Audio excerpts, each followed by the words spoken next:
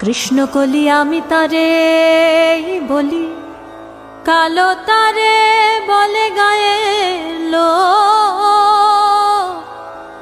মেঘলা দিনে দেখেছিলে মাঠে কালো মেয়ের কালো হরিণ চোখ। ঘোমটা মাথায় ছিল না তার মোটে, মুক্ত বেনি পিঠের পরে লোটে। ঘোমটা মাথায় ছিল না তার মোটে,